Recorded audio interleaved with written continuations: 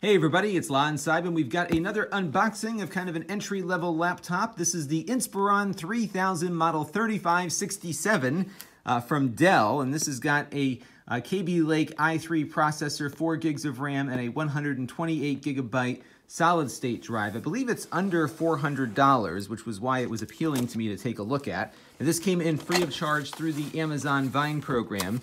And I do like looking at these commodity laptops every once in a while because you can often get a pretty decent computer for a low price. And I call these the commodity laptops because they're often big, ugly, and heavy, but they perform well. And if you really just need performance, sometimes buying something big, heavy, and ugly with maybe not so great battery life might not be a bad purchase. And I always like to see what's out there. So when this popped up, I said, yeah, let's take a look at this one. So here you go. It's a 15-inch laptop. It is upgradable. We'll take it apart in a little bit and see what is inside to see where you can put in some more RAM. They do say the RAM is expandable. It's only got 4 gigs on there, and I would bet you that it's not dual channel RAM, which means that it's probably not running as fast as it could. So here is the inside of the laptop.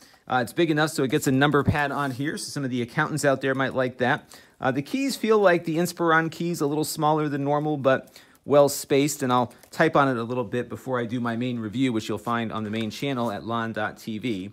Now, what I am not anticipating on this one is a good display. It's a 15-inch display, but only a 720p resolution, essentially, so I don't think it's going to look all that great, but we'll check it out. You got a webcam up there. Here is the front. This is not a fanless device, so you've got some air venting here. Gigabit Ethernet, power goes in here, HDMI, 2 USB 2.0 ports. Remember, we're on the budget side of life here on this one. On the other side here, we've got an SD card reader, headphone, microphone jack, and what looks like another USB 2 slot. So there's no USB 3 on this thing. That's crazy. Optical drive here, so you got that, and a Kensington lock. I'm just really surprised that this is, oh, it is, I'm sorry, let me take that back. I stand corrected. These are USB 3 ports, and at least on this side, and the one over here is USB 2. So 2 USB 3, 1 USB 2. So you can put the pitchforks away there. This is a DVD burner here, not a Blu-ray burner. So let me get my screwdriver out and let's take a look inside and see what we might be able to upgrade on this. All right, so I got it partially disassembled. And one thing to note is that it has a removable battery, which is something we don't see too often these days on laptops. And I can't really get it apart well because I have to disconnect the ribbon cable on the other side of the motherboard for the optical drive there. But the good news is everything in here is likely replaceable, at least from the standpoint of storage and optical drive and RAM. So it does have 4 gigabytes of DDR4 RAM, but there is only 1 RAM slot occupied, which will impact its graphical performance, as we'll see during the main review.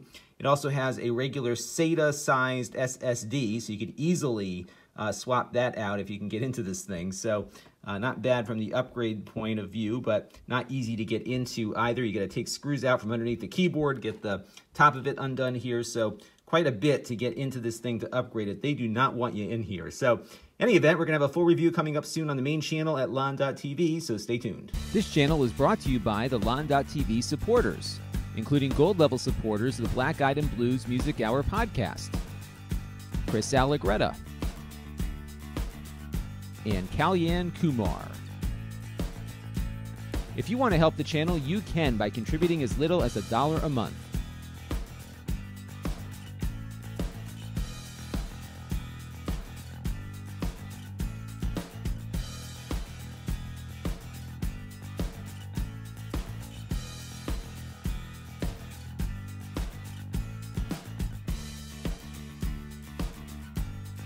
Head over to lon.tv/support to learn more.